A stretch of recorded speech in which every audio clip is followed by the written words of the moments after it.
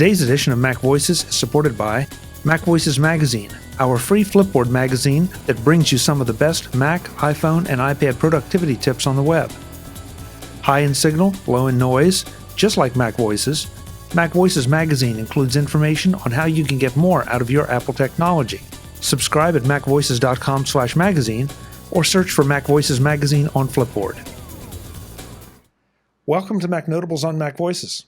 This is the talk of the Apple community. I'm Chuck Joyner. Folks, it looks like we have a basketball player with us. Mr. Ted Landau is back, and didn't the Golden State Warriors win, Ted? That's what I heard, yeah. I think so. Yeah, I heard something about that. And you look like you're just a big supporter. That's right. Yeah, I've been. I can't say that I've been a fan for that long because before I moved back to the Bay Area, I lived in Michigan and I was a big Pistons fan. I was there for the bad boy days of the late '80s and '90s. But after moving here, especially since I couldn't get the Pistons games on television very easily without subscribing, I gradually became a Warriors fan, and wow, what great timing to become a Warriors fan. Probably started about 4 or 5 years ago, and it's been a great ride ever since. That's good. That's good. Well, congratulations to you and the Warriors. That just seems appropriate. Yeah, I had a lot of fun this year. Yeah. So this year you took a little bit of a different approach to your WWDC predictions, posting them about a week and a half after the event, which is they weren't so much predictions by that point, but yes, I was joking about that. Right? Yeah, so I like the approach. It certainly cuts down on the noise and gives us a lot more meat to chew on, and that's what we're here to do today. Is talk a little bit about that from your perspective, because you've been doing this for a little while. You have a little experience with it. Mm-hmm. Where do you think Apple came out of WWDC? How did they come out? Before we get there, let me just say, yes, I did write something about it. And actually, I have you to thank for that, because I wasn't actually going to even write anything at all. And then we talked about doing a podcast, and I started making some notes about what I talk about on the podcast. And then I looked at the notes, and I said, I could just write this up as a blog and read just as well. So that's actually that's why I wrote anything at all. I wasn't going to, but yes, there you have it. And before we get started, I just wanted to say, it's the 10th anniversary of the release of the iPhone this week, I believe. And there's been a lot of good stuff. There's a new book that came out, I think called The One or something like that. I forget the exact name of it, but there's some excerpts on it. And I think if I can get the sound, I went back and I looked at the 2007 or 2007, I guess, keynote, where Steve Jobs introduced, can't even talk today, where Steve Jobs introduced the iPhone. And I want to play, if I can get the sound to come across here, just a little clip, because I think it's really, from a foreshadowing point of view, how minimal the goals were back then compared to what happened. And let's just give this a try. You can interrupt if you can't hear what's being said, so you let me know. Why? So what does this tell you? What this tells you is that 1% market share equals 10 million units. This is a giant market. If you just 1% market share, you're going to sell 10 million phones. And this is exactly what we're going to try to do in 2008, our first full year in the market. So that's it. So he was hoping for a 1% market share. That was his big goal back then. I think things worked out a little better than he thought. I'd forgotten about that part of that presentation. Wow. Yeah, you're right. 1% was what would have been acceptable, and instead now it's well, of course, we have the debate that goes on about, is it the dominant or not? Is it the most popular or not because of Android? But it certainly is the one that makes the most money and seems to have the most visibility. Well, that's certainly been something that's true for Apple for a long time. They have traded profits for market share. It seems to have worked out pretty well for them as a company. Yeah, that's a show we could do, and I think we maybe have a couple times. There's the analysts, so many people, well, Apple's got to introduce something cheaper, has to address that cheaper market. And I don't know, to my way of thinking, it devalues it in some ways. Yeah, you pick up market share, but do you make the money, and really, do you do yourself any favors? Mm-hmm. Yeah, well, it could be a topic for another. Yeah. And I know you wanted to talk about how President Trump has tried to destroy the iPhone as your topic for today, but We'll skip that. Skip that one too. Yeah. Because we try to stay politically neutral here, but it seldom works. So with all that, and thank you for that, because it definitely adds some perspective. And so interestingly, the iPhone really didn't play a part in WWDC this year. No, other than iOS software. Yeah. If you count that. But what did you think of iOS 11 from what you saw? I thought it was good. It was certainly long. I think it was the longest keynote that anyone at Apple has ever produced, except for probably Gil Amelio, I think, is still giving the keynote that he started years ago. And it was certainly full of hardware, surprisingly. And we've come to think of WWDC as a software, understandably, as a software primary keynote where they introduced the forthcoming versions of the new OS for Mac and iPhone. But there was a lot of hardware and pointing in good directions. And so, yeah, I think in fact, this is probably Tim Cook right now. Yep. And yes, it was packed with announcements that were mostly quite good, I thought. Yeah, lots of things to look forward to, and some things that have arrived already. So why don't we dive in? Go for it. I'm anxious to hear what, I guess, hit the high. What hit your high points, or what were the high points from your perspective? Well, the apps. Now, let me separate two things, and that is what I think is big news for the Apple audience in general. And then what, from a more selfish point of view, what is big news for me personally? And I think the top item on my list would more or less be a convergence. I think from a hardware point of view, the biggest announcement of the day was the iPad Pro, and particularly the 10.5-inch iPad Pro, the all-new size. I think it was big for two reasons. One is the new size is a step in a good direction. I think it makes the screen significantly bigger without making the overall iPad that much bigger, and so that's always kind of cool. And it's interesting, actually, the way attitudes towards size have vacillated. There was a time when the iPad Mini came out several years ago, and I don't think I could go on the web without reading somebody saying how they're chucking their iPad for the iPad Mini. They love the smaller size and more convenient to carry around, and why, who would want to bother with this 9.7-inch monstrosity? And now the iPad Mini is just about falling off a cliff. It's not even clear that Apple will even have it in its inventory a year from now. And the smallest iPad, aside from that you can get, is 9.7 inches. And really, for the iPad Pro line, you're starting at 10.5 and going all the way up to 12 point whatever it is. And so, and people seem to be excited about that. Now it's, oh, wow, I can get 10.5 for the same size as 9.7. So people's attitudes change over time. And we definitely seem to be in a point in the cycle where having larger sizes seems to be the in thing. And that's great for me. I like as large a screen as I can get without being inconvenient to carry around, and the 10.5 seems to do that. The 10.5, of course, also makes the keyboard a little bit nicer. The keyboard layout is more like a traditional keyboard layout now if you get Apple's keyboard. It's faster, of course. Again, they've upgraded the internals. It has, I haven't had a chance to play with it much. I just saw it once in the store, but it has that new ProMotion display, which Serenity Caldwell wrote a really good article on for the imore.com site, which I recommend people checking out. It'll change the way you interact with the iPad more than you might think. It's not just another little publicity point that Apple has come up with to try to sell more iPads. And overall, I guess my feeling was that this is about as close as Apple has yet come. Well, of course, it's probably as close as Apple's yet come because it's their newest one, but it's a leap forward, as well as being as close as Apple's yet come to making the iPad a viable alternative for a laptop for many people, including me. And that's where it gets to me personally. I have the current 9.7-inch iPad Pro, and I'm perfectly happy with it. And I'm probably not in a hurry to get this new one, though I will reevaluate when iOS 11 comes out, because that will make the iPad Pro even better.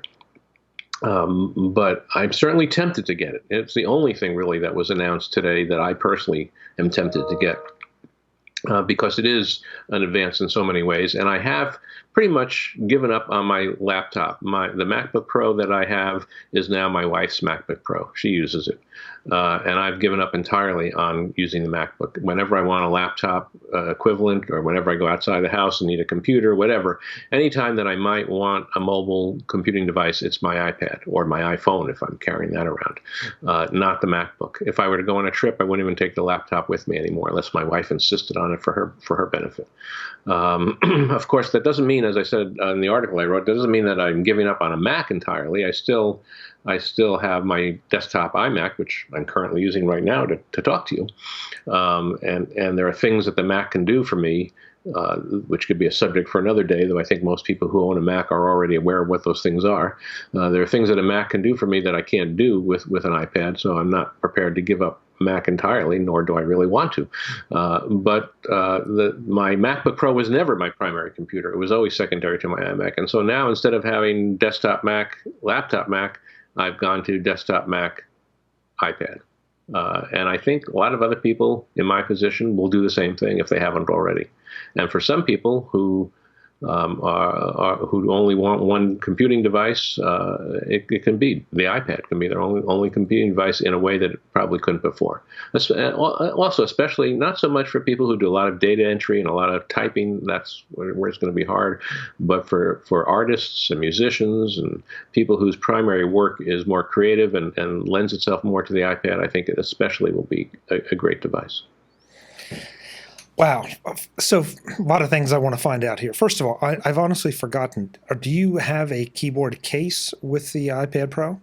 I have the smart keyboard. Yeah, the smart keyboard. Okay. Okay. The thing from Apple, which okay. I like very much because it's unobtrusive, lightweight. It almost doesn't look like you have a keyboard when you're traveling around with it. Right. Okay, so that answers the data input aspect of things. So I guess I'm a little surprised to hear you gave up the laptop that easily, but I also have to ask, what it is that you would do when you're out and about from a mobile computing standpoint, and that probably has to do primarily with consumption. Is that a fair? Yeah, so that's why I tried to separate initially the distinction between what might be good for everybody and what might be good for me personally. And yes, I've never used the laptop as a primary computing device. It's when I'm home, it's my iMac that I'm using. The laptop has been primarily a consumption device. If I were to go on a trip, for instance, what would I be using the laptop for? I would be using it to check my email, Facebook, Twitter, the usual assortment of things. I'd be using it to go on Safari and check web pages, maybe save some web pages. I'd be reading the news. I'd go to the New York Times and Washington Post apps that I follow, and some other news sites that I follow. I might play some games. I might use I use the Notes app for various things. I might photography. I might do some photographic editing of things that I took on my iPhone because it's more convenient to work on the iPad than the iPhone. Might use some drawing apps for fun and other things. And basically, that's it.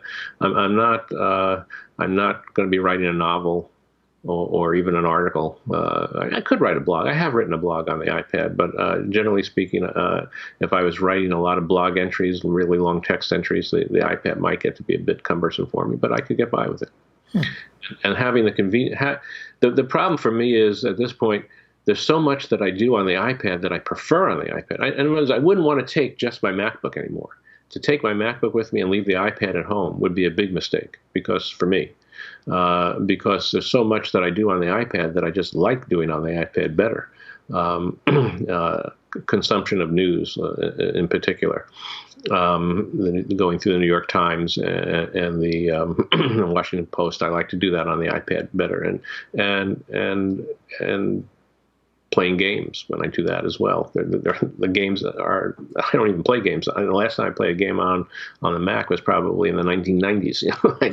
I just don't do it anymore. So if I took my MacBook Pro with me, I would take my iPad anyway. And so if I can figure out a way to just make do with the iPad, it seems to make sense, and that's what I've managed to do. So the other part that really interested me here is, that was your number one pick from the keynote. And I'm not challenging it by any means because I think it was important, but it was a high point among, from my standpoint, a lot of high points.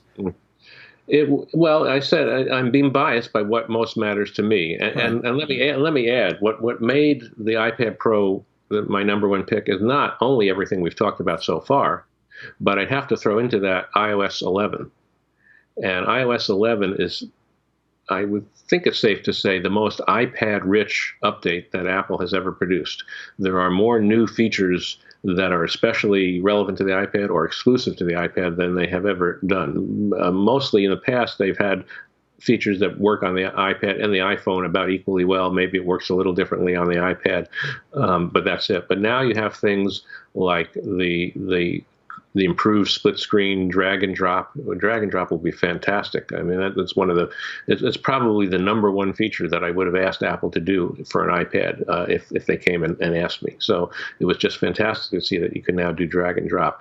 The Files app, which for the first time I mean, I haven't really had a chance to play with it yet, but the Files app for the first time gives you full, or at least relatively full access to all your files on the iPad in one place, and that's something in terms of file sharing and stuff that I have lamented ever since the iPhone first came out. I think back then I was writing articles for the Mac Observer about how file sharing sucked on iOS devices, and they have come a tremendous long way since then. And the redesigned dock and several other new features. I mean, you throw all that, you throw the improved iOS 11 and the new iPad Pro together into one pot and stir that up, and it's yes, that would definitely be my number one pick. Okay, I'm like you. I'm anxious to get my hands on it and see, because all those things certainly. There are certainly things most of us have wanted, and I'm going to be interested now to see just how much of a difference they really do make in an iPad environment. Your point about the iPad Mini earlier was just perfect. That, there was a perception, oh, why would you buy a bigger iPad? And who needs a 12-inch iPad? Nobody needs a 12-inch iPad. We all need these smaller devices. And then they brought out the bigger ones, and they made the now mid-size faster and better, and everything swung the other way. So I hope this is one of those things that really is as useful as we think it will be, instead of being one of those things that we said we wanted, and then, well, gee, in this environment, it really doesn't make that much sense. Mm-hmm. Yeah, I really, as much as I like the iPad Mini, was never my favorite iPad, obviously, or I would be using it, but as much as I like it, I just think it's just caught in the crossfire. I mean, if you get the iPhone Plus, you already have a fairly big iPhone. And then to justify carrying around an iPad Mini in addition to an iPhone Plus, I think is a stretch. I mean, most people would say, the iPad Mini doesn't give me enough extra to justify having to carry that around with my iPhone Plus. And so if you're going to carry around an iPhone and an iPad, and I presume that anybody that has an iPad also has an iPhone, or at least a mobile phone. So if you're going to carry around an iPhone and an iPad, the iPad has to give you enough added value over the iPhone to be worth it. And I think the iPad Mini doesn't do that anymore.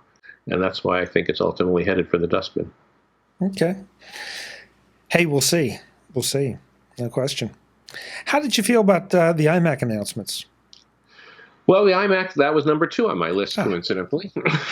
And yes, the most exciting part of the iMac announcements was clearly the iMac Pro, which the only lack of excitement there is that you don't really get to see it until December.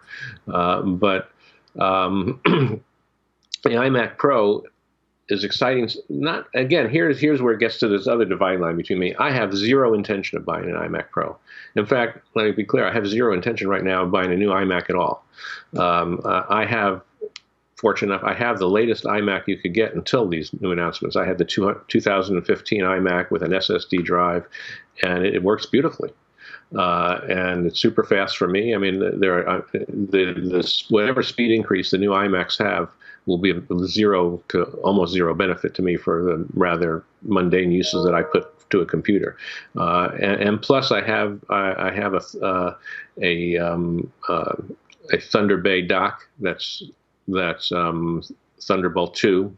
and I don't really want to redo it for Thunderbolt 3 or bother with adapters. And I have nothing that works with USB-C at the moment, and I don't foresee that being an issue for me. And so really, when I look at the advantages of the new lesser iMacs, not the iMac Pro, when I look at the advantages of the lesser iMacs that came out, for me personally, they're pretty minimal, and so I don't intend to get one. Maybe in a generation or two, maybe 2 years from now, when they come out with new features every year, and now I'm looking at the incremental advantages of 3 years worth of advantages or something like that.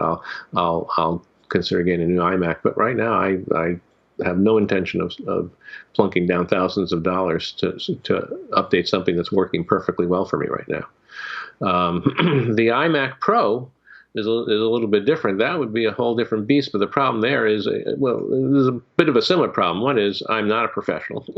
I don't need the fastest graphics performance that you can possibly get. I don't need super fast processing power beyond what I already have.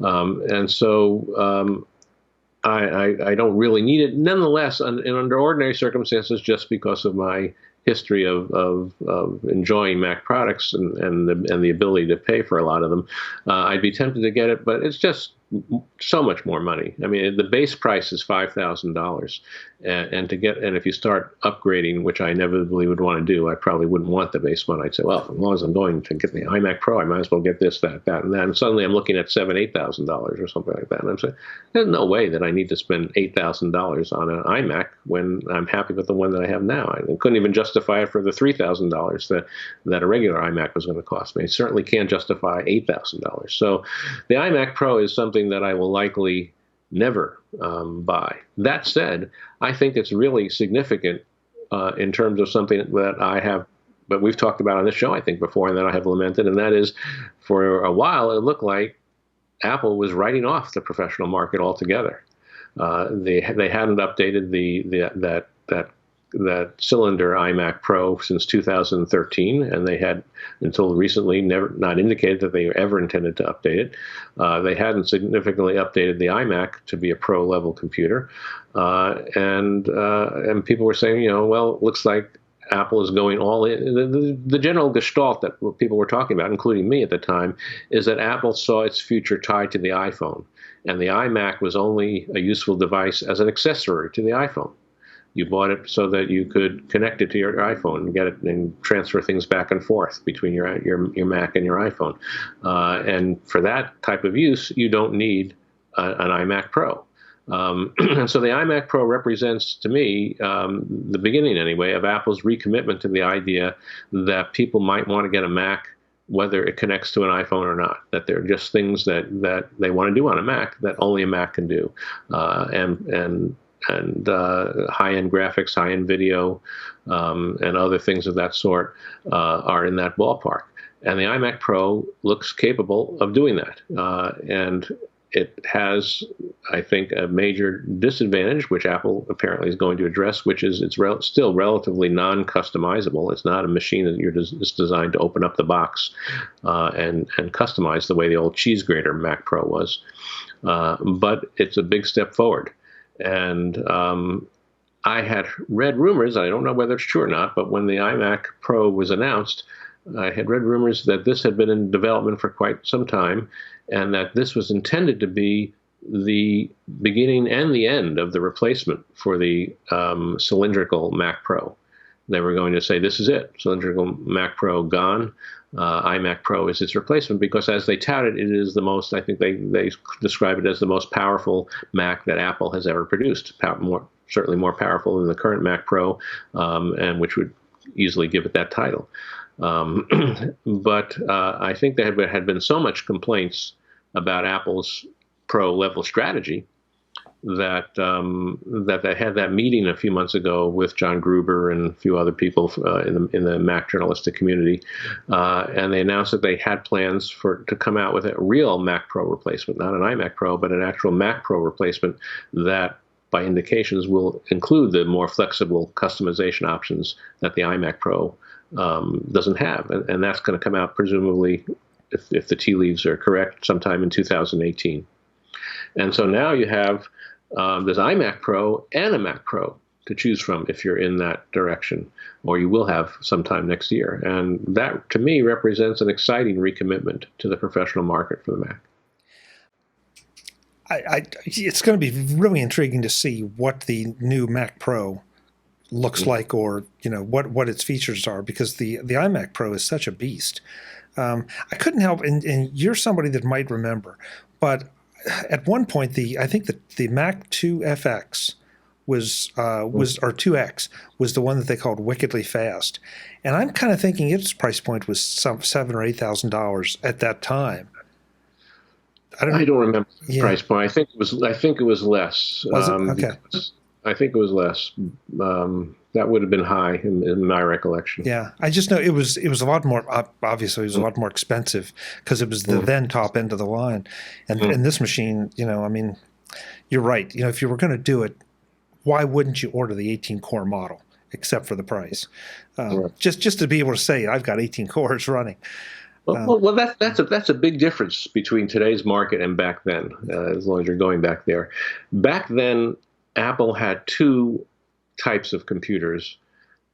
They had one, and then I suppose we could typify it by the original iMac, though we could go farther back than that to see the type of thing I'm talking about. But the original iMac will serve its purpose. That was sufficiently underpowered that anybody it was not only not satisfactory for professionals, but it wouldn't be satisfactory for people like me who could be described as quote unquote power users, not necessarily professionals, but who push the limits of the machine nonetheless. And so I would have never wanted the original iMac as my only computer, or if I had to. Fortunately, I had a wife who wanted a computer, so I got her an iMac, and I kept using something. I forget what I was using back then, but it was the rectangular box type iMac with a Mac. I mean, with a Power Mac with a separate monitor. And so you had the low end market had one type of computer, and everybody else had another type of computer. Power users and pro users thrown into the same bucket. Now it's sort of different. Now those power users, that middle group, has been sort of thrown in with the low end. The low end machines go good enough, like the current 5K Retina display iMacs, are good enough that any respectable power user should be happy with it. And only the most extreme pro users really need the pro end machine. And so a lot of power users, I guess my point is that a lot of power users, middle range users like myself, that would have opted for the best Mac they could get years ago, because that was almost necessary, now are going to accept something a lot less, because spending $7,000, $8,000 for a Mac makes no sense. Yeah, I think we all fell in love with the idea of being power users or even pro users. And the simple fact of the matter is, in today's world, our expertise may justify those titles, but the necessity for the hardware doesn't. I mean, this is something for somebody that's doing a lot of serious photo crunching, a lot of serious video crunching, and so I'm like you, I'd love to have one, but I'd be really hard pressed. One thing though that I don't seem to hear it getting as much play as I would have thought is this idea of Apple finally capitulating and giving an external GPU option, of endorsing that concept even. And I mean, that seemed to be so against the design philosophy of Apple, so against Johnny Ive's thing of the all-in-one. And I feel really good about it, because none of us have seen it yet, obviously. But the idea that one of the biggest complaints that I think the pro user market has had is being addressed. It may not be quite as elegant as you would like to have from Apple or expect from Apple, but at the end of the day, there's got to be a way for you to swap these things in and out and around to keep the machines viable and keep up with the current demands as those demands keep on increasing. Yes. Back in the old days, since we were going back there, when I had those Power Macs that no longer exist, they were almost like a shell. I mean, you could swap out everything. You could swap out the CPU. You could swap out the graphics card. You could swap out the PCI cards or whatever type of cards they had in there back then. You could swap out the drives. You could swap out the RAM. I mean, by the time you were done swapping out everything, you could have had a Mac that was 5 years old that had nothing in it that was less than 6 months old. And you can't do that anymore. Those days are gone for Apple anyway. I don't know specifically about.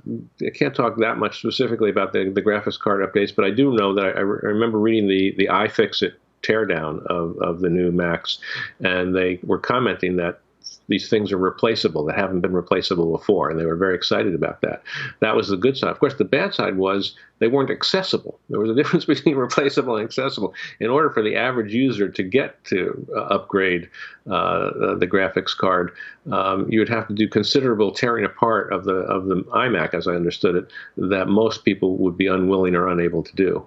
And so while in theory it's replaceable, maybe the pro users who will need to replace it would be willing to do that, or maybe you'll just take it to some shop and say you want to replace it and let them do it for you. But it's not like you can just, it's not like the cheese grater Mac or the old Power Macs where you just, press a button and open up the inside and pull things out and put them back in again. It's not. That's what you'll have to, presumably, we'll wait and see, but that's presumably what you'll have to wait for the new Mac Pros for.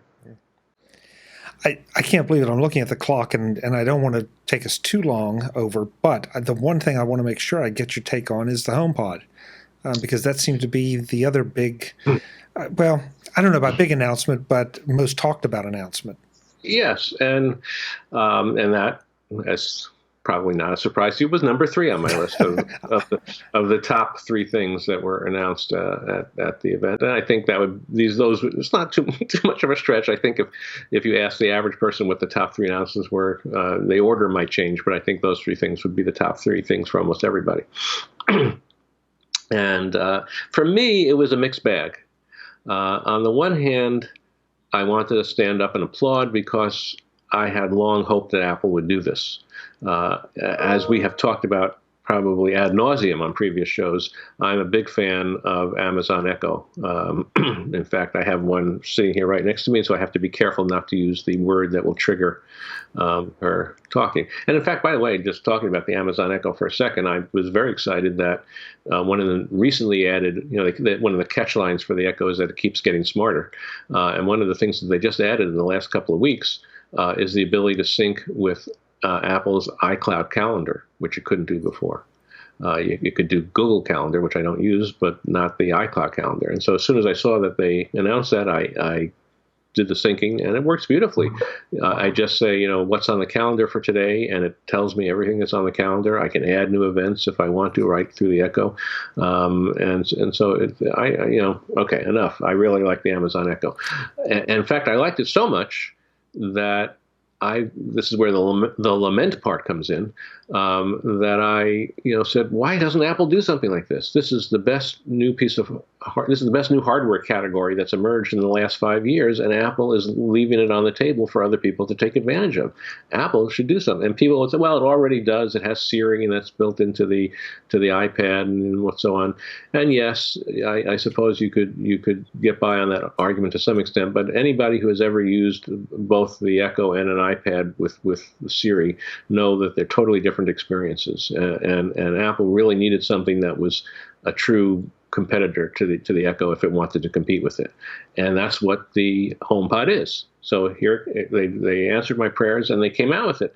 The problem is that they didn't do it in a way that I found to be totally satisfactory. And here's where the divide might be between what will appeal to the average user and what will appeal to me. First of all, in a rather strange decision on their part, maybe not strange, but odd, they marketed it as a music speaker, and almost at the keynote, almost in passing, under their breath, like almost like you hopefully didn't notice that they said it.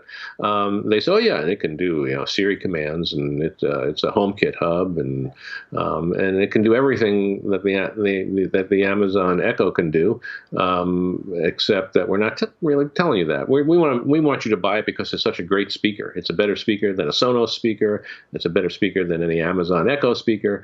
It's the best speaker device like this that you can get." And maybe that makes sense. I'm sure they must. It would have been fun to be the proverbial fly on the wall when they had the marketing discussions for why they decided to market it that way. But maybe it makes sense, and maybe it makes sense primarily from the price point of view, and that's where I begin to have problems with it. If you decide that you want to go this route, and if you want it to be a stereo speaker, in particular, you have to get 2 of them for stereo. And so now, and they're $350 each. And so now you're talking about $700 to get 2 devices that will be in the same location to produce this sound that you want. And it still isn't clear to me, for example, that how it can be, if it can be at all, hooked up to be the speakers for your television. Because most people aren't satisfied with the built-in sound that comes with their television. And so they look for some television, a sound bar or something like that is the popular thing to get now. And so can these 2 speakers be a substitute for a sound bar? And if not, then you have to get those 2 speakers and a sound bar. And now you're talking about over $1,000 to get those 3 speakers. And then you look at an Amazon Echo, and it costs what? $180, and then you can get these Echo Dots for nothing. They send them to you and pay you to take them. That's about this. And I have a setup now. I got a new Yamaha soundbar that is really tremendous. It has built-in AirPlay support, so I can connect Apple devices to it directly. It has Spotify Connect, so I can connect Spotify to it over the enhanced Wi-Fi. It has Bluetooth, and so it works with the Echo Dot. And it works with virtually everything, including, of course, my TV. It has tremendous simulated surround sound, not as good as a real surround system, but still very nice for the environment I'm in. And I combine that with an Echo Dot, and it's great, and a much better sound than I would get from even a pair of HomePods. And so the result is, when I look at it, for me. And of course, then I have Echo Dots in other rooms, and I would not want to, for like I said, for like $39, I have an Echo Dot in other rooms. I would not want to have to spend $350 to have a HomePod in other rooms, especially if I intended to use it primarily as a voice assistant as opposed to a music speaker, which again I think gets to why Apple is marketing it as a music speaker, because they realize if they were to market it as an alternative to the Echo Dot, nobody would buy it, because Echo Dot $39. HomePod $350, which one am I going to get? Becomes clear. And so the bottom line for me is it isn't anything I'm going to buy. I was hoping almost that whatever Apple came out with would be tempting enough for me to be conflicted as to, do I want to give up on my investment in the Echo to get this HomePod, which offers all these advantages that I think are so great because Apple did it, and all, I like being integrated in the Apple ecosystem, and blah blah blah blah blah. And it didn't do it, and so I'm not at all inclined to get a HomePod now or anytime soon. Maybe a couple of years from now, Apple will introduce new HomePod products that are more competitive to the Echo Dot. Maybe they'll do other things that make it more desirable, and the day might still come when I want to do it, but that day is not today. I'm anxious to see just how this plays out. I'm like you. The idea of it being an Amazon Echo competitor. I'm like you. I'm trying to be careful of my wording. It. In some ways, I can give you. Well, you already know the reasons that it would. I think it would fail if you try to do a direct head-to-head comparison, and one of them is, as you said, is the dots that you can place all around the house and speak to it wherever it is. My answer to that would be, okay, if I buy a HomePod and put it in my living room or my bedroom or wherever I'm going to have it, that I'm kind of carrying around my dot on my wrist, that I can invoke Siri from here. So And I've heard people say, well, that's not good enough. That's, I like walking into the room and being able to say into the air, hey, turn on the lights, or hey, do this. And that's great.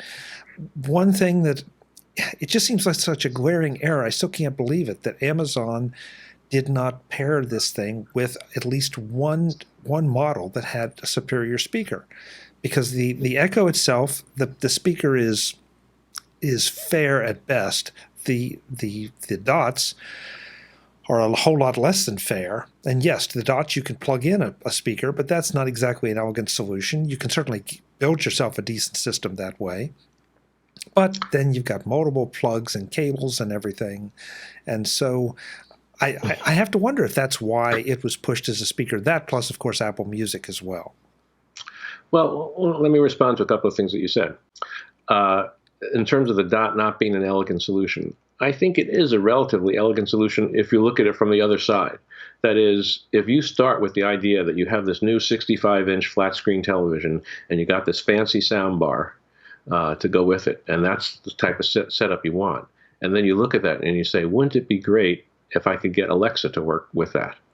Well, then for $39 you can. That's you just plug it in, and if the soundbar has Bluetooth, which almost all new soundbars do, you're set. And it's not a lot of extra wires, and I think it's quite elegant from that perspective.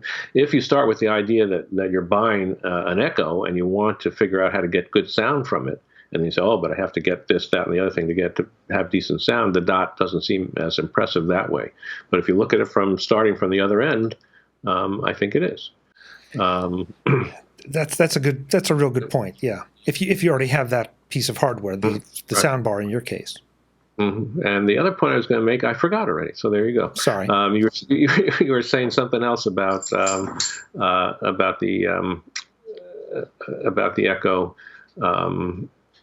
I don't know. It's escaped me as I talked about it. Maybe it'll come back to me later. Yeah. I mean, again, you can argue which is better, which approach is better, and I think it's going to depend a lot. It's just we have 5-6 months here between now and he's got it. Go ahead. I remember the fact that the original Echo isn't that good a speaker. I agree with you, which is why I wound up going with the Dot to soundbar, because the original Echo wasn't is good enough for me. But I think it is good enough for many people. I think we forget that. Like, for instance, my wife was taking a class, just a fun class in country music the other year, I think last year. And she had an assignment to listen to all this music. And so she said, can I just ask the Echo to play these songs? I said, sure, it should work. And it could. And this was the original Echo now. And I said, it might not be as good as our fancy sound system, but, it'll work. And it was more than good enough for her. I said, do you want to try to figure out how to get it to go through this? And, this was before I had the Dot. This was before the Dot even existed, I think, or before I had one anyway. So it wasn't something that I could do that easily. And I said, do you want me to try to figure out how to get it to work through the other sound system so you get better sound? She said, no, this is perfectly fine. And I think that's true for many people. So yes, how good a sound system it is to some extent depends on the demands of the person who's listening to it. Apple's always gone for sort of a premium experience, and that's maybe what they're doing here, because it's clearly going to win by every single review we've heard or seen from anybody that's actually heard these things. They blow the Echoes away. They blow so many things away. So I'm anxious to see how much of a selling point that will be. And you're right, the $700 for a pair, that's probably about mid-range for a really good set of speakers. And these things have a lot of intelligence built into them. And there's obviously are the discussions about how you're not going to have to worry about having a pair necessarily, unless you're a real prima donna about it, that you are it's going to intelligently direct the sound, bounce it off your walls so that it appears to be more of a stereo signal. And that makes me wonder if one will be good enough. I don't think that's true. Maybe I missed it. I think it's going to bounce it off walls and takes into consideration the size of the room, as they talked about, to give it a more spacious sound and a more full sound. but not. I don't think they claim that you'd get stereo separation from it. No, oh no. I mean, that would really be a nice piece of magic. But I chose the wrong words. You're right. A fuller sound. But certainly for your wife, if the echo was good enough, this is going to be a whole lot better, and it may not be necessary. But if you enjoy music, will it be good enough or better enough to justify the purchase or the upgrade to this? I don't know. We're just going to have to wait and see. As I listen to you talk, the sort of disintegration of our listening quality preferences is kind of sad to contemplate for me. That a few years ago, everybody was talking about home theater, and you had to have surround sound with 5 speakers, center channel, right, rear left, and then they even came out with 7 channel, and now they have the Atmos system as well, where they have speakers on the ceiling. Apparently, I don't have that yet. And so that's at one end, and then you have on the other end now you get a sound bar. It's stereo. Because it has right and left speakers, and that's really about it. Some of them try to simulate surround sound by the way they bounce off walls and do a better or lesser job, but it's still just one stereo speaker. And now you're talking about people being satisfied not even to bother with stereo, just one HomePod is enough. And of course many people are perfectly happy to have a little Bluetooth speaker that's crappier than the Amazon Echo. So I mean the quality of sound that people are content to listen to these days seems to keep plummeting. I mean, in a few years they'll be going back to listening to Victrolas or something. So I don't know. It's kind of depressing in that regard. Well, I don't know about you. There was a time, I think, that a lot of us, and I'll count myself among it, depending on what you were listening to, you would sit down for the primary purpose of listening to music. And I don't know that anybody does that anymore. I mean, it used to be, a big thing. Okay, I've got my stereo speakers, and I want the sweet spot. I want to sit in the sweet spot, and that's usually just me. I might be able to share the sweet spot with someone, but you want that optimum spot. And now I don't know whether we're all just too busy or we're too mobile, or as you say, we found out that was not enough to hold our attention. So. Yeah, well, I do agree with that. In fact, when I was looking at which Yamaha I wanted to get for my soundbar, they had one that had much more realistic, according to the reviews I read, much more realistic surround sound effect. But to achieve that, it was one of those ones where you had to set it up. It had to have a room that had walls that it could bounce off appropriately, which my room didn't. You had to keep the speaker in one spot.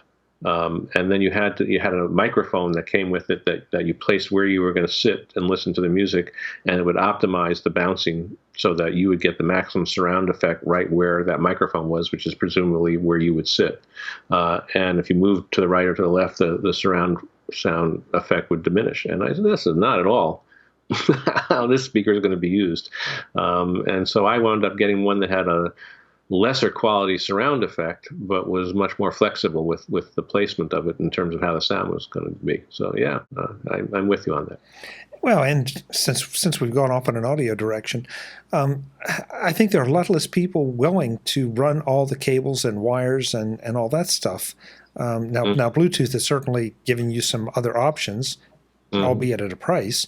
But the days. I mean, I know the system I used to have, and I had to have cable guides, on the floor, on the carpet, to try to make sure I didn't tangle and trip over the cables. Sounded great, but at the end of the day, how many times did I actually sit down and really use that and do it that way? Not very many. Yes, that's true. And there, again, depends on the person. I was fortunate when I moved into our house where I now live. We remodeled our lower level of the house, including tearing down all the walls, and I installed the wiring at that time. So it's all behind the walls, and it's very nice. But not everybody can afford to do that, or is going to wind up doing that. Yeah. So yes. Yeah. If you are tearing your house apart, folks, seriously think about some of this stuff, because it's easy to put conduit in. It's easy to do. It really is. If you're tearing the walls out, it's not that expensive to do. Yeah, much less expensive. Absolutely. And the number one thing I would say to do if you're tearing walls out is to put Ethernet cable in. So yeah, definitely. And I've learned, even that, for a while Cat 5 was it. Now I think we're at Cat 6. So who knows what's coming, but that's why I think conduits are a great idea. That it would be much easier to pull cable through the conduits than than tear out the walls again. Yeah. Hey, one last thing before we go that has nothing to do with WWDC. Since we're talking audio, do you have do you have AirPods? No. Okay. Neither. I'm not in a hurry to get them. I was thinking of getting the Beats X, the ones that go around your neck when you're not wearing them. That similarly have the same sort of syncing feature that the AirPods have, but I haven't even gotten that yet. So okay, yeah, I keep looking covetously at the AirPods, and for better or worse, the local stores have not had any when I've been there. So I haven't made the jump.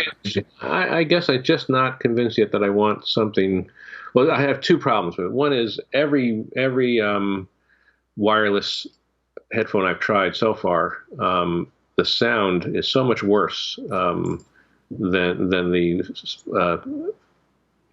I can't even say the word, than the headsets or headphones that I'm using now. I have the ones that are stick in your ear, so to speak, and seal inside your ear. They're not noise canceling, but they're in the sense that those over the head ones are. But they drown out. But they prevent the noise from getting in entirely. You don't hear anything from outside, and it boosts the bass response is the main thing tremendously. You get much better bass response with those sort of speakers than I've gotten with other things I've tried. The AirPods and other wireless speakers that I have tried sit so loosely. They're not designed to fit in your ear that same way and create that sort of seal, I guess, or there's something else going on. But whatever, the bass response gets far inferior to what I'm used to listening to, and I don't want to give that up. I like that bass response. I'm listening to music. So it sounds like you could be a HomePod person if you want that really high quality audio, since you're insisting on it in the headphones. Well, I have it in the soundbar. That's what I'm saying. Oh, okay. I was trying to sell you HomePod, Ted. I know. Nice try. Okay. I'll work on it. Throw in a Mac Pro at the same price, and then I'd be up. Yeah, if you can get that deal, I'll take that deal all day long. Hey, it's been too long since you've been here. Thanks so much for sharing this, and we've got to get you on just a little more often. I know it's a strain, the Warriors looking for you as their main cheerleader, but Well, we've talked about before, Chuck. The main reason it's so long from time to time is, in a sense, I'm retired. So I'm not writing the articles on these subjects. I'm not doing as extensive research as I used to. I don't necessarily feel, therefore, that I have as an informed opinion and analysis as I might have in the past. And so I just have less to comment on, and so I do it less. That's the reason. All right. Well, I respect your retirement, but I haven't been happy about it. So, but I'm glad you are. Oh, well, thank you. And there were one last thing. There were a number of other things at WWDC that intrigued me beyond those top three, and I'll just mention one of them that I'm especially looking forward to, and that is the peer-to-peer payments. I think that will be fun to try out, and if it's successful, it could really transform the way people interact with money. The use of cash could really start plummeting if that sort of transaction becomes popular. So I just wanted to throw that in there. Yeah, no, I agree with you. I know how much I use my Apple Watch and Apple Pay. It seems like more and more places are acknowledging that they take Apple Pay, and I carry so much less cash than I ever did. I don't even need to use the credit card anymore because I've got it in Apple Pay. So yeah, Apple's firing on so many cylinders on so many fronts that it's almost hard to keep up. Mm-hmm. So Slanted Viewpoint is where you can go to see Ted's writings on WWDC, and I'll try to drag him out whenever he'll come. Okay, and I will be happy to do it whenever that happens. Great. It's good to see you, my friend. Thank you. Take care. Okay, bye. Folks, I'm Chuck Joyner. This is Mac Notables on Mac Voices. We will be back with more soon. Until the next time, thanks for watching. Visit MacVoices.com for show notes, links to subscribe, and to connect with Chuck on Twitter, Google+, Facebook, YouTube, Vimeo, SoundCloud, the MacVoices blog, the MacVoices Dispatch, our weekly newsletter, and on MacVoices Magazine, free on Flipboard that helps you do more with your Apple tech. Advertising handled by Backbeat Media at backbeatmedia.com. Bandwidth provided by CacheFly at cachefly.com.